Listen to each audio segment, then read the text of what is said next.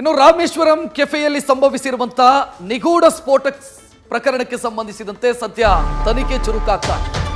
ನಿಗೂಢ ಸ್ಫೋಟದ ಬೆನ್ನು ಬಿದ್ದಿದ್ದಾರೆ ಪೊಲೀಸರು. ಹಂತ ಹಂತವಾಗಿ ಮಾಹಿತಿಯನ್ನು ಕಲೆ ಹಾಕಲಾಗ್ತಾ ಇದೆ. ಮಾಹಿತಿ ಜೊತೆಗೆ ಸಾಕ್ಷ್ಯ, ಪ್ರತ್ಯಕ್ಷ ಸಾಕ್ಷ್ಯ, ಸಾಂದರ್ಭಿಕ ಸಾಕ್ಷ್ಯ ಇದೆಲ್ಲವನ್ನ ಕೂಡ ಕಲೆ ಹಾಕಲಾಗ್ತಾ ಇದೆ. ದೃಶ್ಯಗಳನ್ನು ಆಧರಿಸಿ ತನಿಖೆ ಚುರುಕಾಗ್ತಾ ಇದೆ. ಕೆಫೆಗೆ ಭೇಟಿ ಕೊಟ್ಟಂತ ಪ್ರತಿಯೊಬ್ಬರ ಬಗ್ಗೆಯೂ ಕೂಡ ತನಿಖೆ ಆಗ್ತಾ ಇದೆ. ಅಂದ್ರೆ ಈ ಕೆಫೆಗೆ ಬ್ಲಾಸ್ಟಿಗೂ ಬಿಫೋರ್ ಯಾರೆಲ್ಲ ಬಂದಿದ್ರು, ಅದರ ಸಿಸಿಟಿವಿ ಫುಟೇಜ್ ಅನ್ನ ನೋಡಿಕೊಂಡು ಅದರಲ್ಲಿ ಸಸ್ಪಿಷಿಯಸ್ ಅಂದ್ರೆ ಅನುಮಾನಾಸ್ಪದವಾಗಿ ಯಾರಿದ್ರು, ಅದರ ಅನುಮಾನಾಸ್ಪದ ಓಡಾಟ ಅಥವಾ ಬ್ಯಾಗ್ ಇಟ್ಟವರು ಯಾರು, ಇದೆಲ್ಲದರ ಬಗ್ಗೆಯೂ ಕೂಡ ಪೊಲೀಸರು ಮಾಹಿತಿ ಕಲೆ ಹಾಕ್ತಾ ಇದ್ದಾರೆ. ಈ ಬಗ್ಗೆ ಹೆಚ್ಚಿನ ಡೀಟೇಲ್ ನೀಡೋದಕ್ಕೆ ನಮ್ಮ ಪ್ರತಿನಿಧಿ ವಿಷ್ಣು ಪ್ರಸಾದ್ ನ್ಯೂಸ್ ಡೆಸ್ಕ್ ಇಂದ ನೇರ ಸಂಪರ್ಕದಲ್ಲಿ. ವಿಷ್ಣು ಪ್ರಸಾದ್, ಸದ್ಯ ತನಿಖೆ ಯಾವ ರೀತಿ ಸಾಗ್ತಾ ಇದೆ? ಈಗಾಗಲೇ ಇನ್ವೆಸ್ಟಿಗೇಷನ್ನ ಕೈ ಎತ್ಕೊಳ್ಳುವಂತಹ ಕೆಲಸವನ್ನು ಪೊಲೀಸರು ಮಾಡುವಂಥದ್ದು. ಈಗಷ್ಟೇನೋ ಗೃಹ ಸಚಿವರು ಹೇಳುವಂಥ ಕೆಲಸವನ್ನು ಮಾಡಿದ್ರು, ಜೊತೆಗೆ ಉಪಮುಖ್ಯಮಂತ್ರಿ ಕೂಡ ಹೇಳುವಂಥ ಕೆಲಸವನ್ನು ಮಾಡಿದೆ. ಅಂದರೆ ಪ್ರಕರಣದ ತನಿಖೆಯನ್ನು CCBಗೆ ಹ್ಯಾಂಡ್ ಓವರ್ ಮಾಡಲಾಗಿರುವಂಥದ್ದು, ಅಧಿಕೃತವಾಗಿ ಈಗ ಹ್ಯಾಂಡ್ ಓವರ್ ಮಾಡಿದ್ದಾರೆ. ಇದರ ನಡುವೆ ಈಗಾಗಲೇ HL ಪೊಲೀಸರು ಕೂಡ ಈಗಾಗಲೇ ಕ್ರಮ ಕೈಗೊಳ್ಳುವಂಥ ಕೆಲಸವನ್ನು ಮಾಡಿದರು. ಸ್ವತಃ DCP ACPಗಳ ನೇತೃತ್ವದಲ್ಲಿ ಬೆಳಗ್ಗಿನಿಂದಲೂ ಕೂಡ ಸಾಕಷ್ಟು ತನಿಖೆಯನ್ನು ಕೂಡ ನಡೆಸ್ತಾ ಇದ್ರು. ಇಲ್ಲಿ ಮಧ್ಯಾಹ್ನ ಬಂದಂಥ ಸಂದರ್ಭದಲ್ಲಿ ಮೊದಲು ಪೊಲೀಸರು ಮಾಡಿದ್ದೇನೆ ಅಂತಂದರೆ ಕ್ರೈಮ್ ಸೀನನ್ನು ಪ್ರೊಟೆಕ್ಟ್ ಮಾಡುವಂಥ ಕೆಲಸವನ್ನು ಮಾಡಿದರು. ಅಲ್ಲಿರುವಂಥ ಸಾಕ್ಷಿಗಳನ್ನು ಕಲೆ ಹಾಕುವಂಥ ಕೆಲಸ ಆಯಿತು. ಮೇಲ್ನೋಟಕ್ಕೆ ಈಗ ಪೊಲೀಸರಿಗೆ ಬೇಕಾಗಿದ್ದೇನೆಂತಂದರೆ ಮೊದಲನೇದಾಗಿ ಘಟನೆಗೆ ಸಂಬಂಧಪಟ್ಟಂತೆ ನಡೆದಿದ್ದೇನು ಅನ್ನೋದು ಒಂದು ಕಡೆ ಆದರೆ, ಜೊತೆಗೆ ಈ ಘಟನೆಯಲ್ಲಿ ಇರುವಂತಹ ವ್ಯಕ್ತಿಯ ಪಾತ್ರ ಏನಿದೆ ಅದು ತುಂಬಾ ಇಂಪಾರ್ಟೆಂಟ್ ಆಗಿರುವಂಥದ್ದು. ಮತ್ತು ಆ ಶಂಕಿತ ವ್ಯಕ್ತಿಯನ್ನು ಪತ್ತೆ ಮಾಡೋದಕ್ಕೆ ಬೇಕಾಗಿರುವಂತಹ ಎಲ್ಲ ವ್ಯವಸ್ಥೆ ಮಾಡ್ಕೊಂಡಿದ್ದಾರೆ. ಮೊದಲನೇದಾಗಿ CCTV DVR ಅನ್ನು ವಶಕ್ಕೆ ಪಡೆದಿರುವಂತಹ ಪೊಲೀಸರು ಇಲ್ಲಿ ಘಟನೆ ನಡೆದಂತಹ ಸಂದರ್ಭದ CCTV ದೃಶ್ಯವನ್ನು ಬಿಟ್ಟು ಅದಕ್ಕೆ ಮುಂಚೆ ಯಾವ ವ್ಯಕ್ತಿ ಬಂದಿದ್ದ ಮತ್ತು ಬಂದಂತಹ ವ್ಯಕ್ತಿ ಯಾರು ಅನ್ನೋದನ್ನು ಪತ್ತೆ ಹಚ್ಚೋದಕ್ಕೆ ಮುಂದಾಗಿದ್ದಾರೆ. ಅದಕ್ಕೆ ಬೇಕಾಗಿರುವಂಥ CCTVಯನ್ನು ಸಂಪೂರ್ಣವಾಗಿ ಪರಿಶೀಲನೆ ನಡೆಸುವಂತಹ ಕೆಲಸವನ್ನು ಮಾಡಿದ್ದಾರೆ. ಸದ್ಯ ಪೊಲೀಸರಿಗೆ ಈಗ ಓರ್ವ ವ್ಯಕ್ತಿ ಬಂದು ಬ್ಯಾಗು ಇಟ್ಟೋಗಿರುವಂತಹ ಸುಳಿವನ್ನು ಪತ್ತೆ ಹಚ್ಚುವಲ್ಲಿ ಯಶಸ್ವಿಯಾಗಿದ್ದಾರೆ.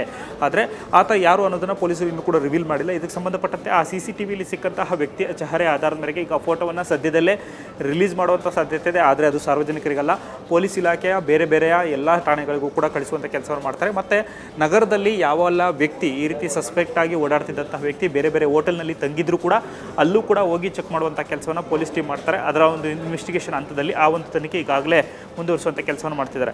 ಇದರ ಜೊತೆಗೆ ಇಲ್ಲಿ CDR ಅನಾಲಿಸಿಸ್ ಕೂಡ ಮಾಡುವಂಥ ಕೆಲಸವನ್ನು ಮಾಡಿರುವಂಥದ್ದು. ಅಂದರೆ CCTV ದೃಶ್ಯದಲ್ಲಿ ಆ ವ್ಯಕ್ತಿ ಯಾವ ಸಂದರ್ಭದಲ್ಲಿ ಒಳಗಡೆ ಬಂದ ಮತ್ತು ಅದಾದ ನಂತರ ಯಾವಾಗ ಹೊರಗಡೆ ಹೋದ, ಆ ಪೀರಿಯಡ್ ಆಫ್ ಟೈಮಲ್ಲಿ ನಂಬರ್ ಹೊರಗಡೆ ಹೋದಂತಹ ಬೇಸ್ ಆಧಾರದ ಮೇರೆಗೆ CDR ಅನಾಲಿಸಿಸ್ ತೆಗೆದುಕೊಳ್ಳುವಂಥ ಕೆಲಸವನ್ನು ಮಾಡಿದರೆ ಎಂಟೈರ್ ಟವರ್ ಡಪ್ಪನ್ನು ಪಡೆದುಕೊಂಡು ಪರ್ಟಿಕ್ಯುಲರ್ ಆಗಿ ಆ ಸಂದರ್ಭದಲ್ಲಿ ಅಂದರೆ ಈಗ 12:55ಕ್ಕೆ ಏನು ಬ್ಲಾಸ್ಟ್ ಆಗಿದೆ, ಅದಾದ ಮುಂಚೆ ಆತ ಹೊರಗಡೆ ಹೋದಂತಹ ಟೈಮ್ ಏನಿದೆ ಆ ಟೈಮಿಗೆ ಸಂಬಂಧಪಟ್ಟಂತೆ ಆ ವ್ಯಕ್ತಿ ಎಂಟ್ರಿ ಆಗಿ ಮತ್ತು ಎಕ್ಸಿಟ್ ಆದಂತಹ ವೇಳೆಯಲ್ಲಿರುವಂತಹ CCTVಯ DVR ಅನಾಲಿಸಿಸ್ ಮಾಡಿ ಆ ವ್ಯಕ್ತಿಯ ಟೈಮ್ ಆಧಾರದ ಮೇರೆಗೆ ನಂಬರ್ ಯಾವುದನ್ನು ಬಳಕೆ ಮಾಡ್ತಾರೆ ಅಂತ ಚೆಕ್ ಮಾಡುವಂಥ ಕೆಲಸಕ್ಕೆ ಮುಂದಾಗಿದ್ದಾರೆ. ಇದರ ಜೊತೆಗೆ ಆ ನಂಬರ್ ಆಧಾರದ ಮೇರೆಗೆ ಆತ ಯಾರ ಜೊತೆ ಸಂಪರ್ಕದಲ್ಲಿದ್ದ ಮತ್ತು ಎಲ್ಲಿ ಬಂದ ಅನ್ನೋದನ್ನು ಕೂಡ ಪತ್ತೆ ಹಚ್ಚುವಂಥ ಕೆಲಸಕ್ಕೆ ಟೀಮ್ ಮುಂದಾಗಿದೆ.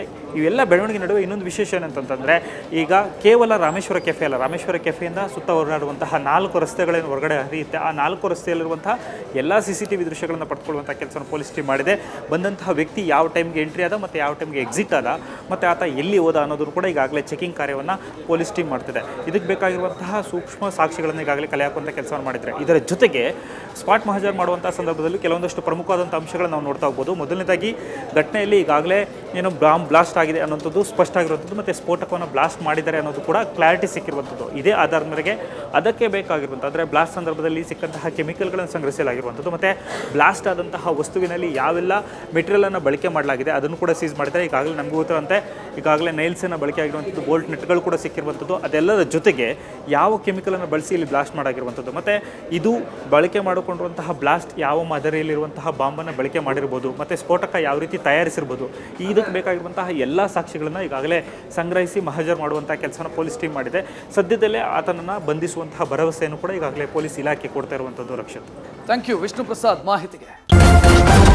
ನ್ಯೂಸ್ ಫಸ್ಟ್ ನಿರ್ಭೀತಿಯಿಂದ ನಿಮ್ಮ ಪರವಾಗಿ.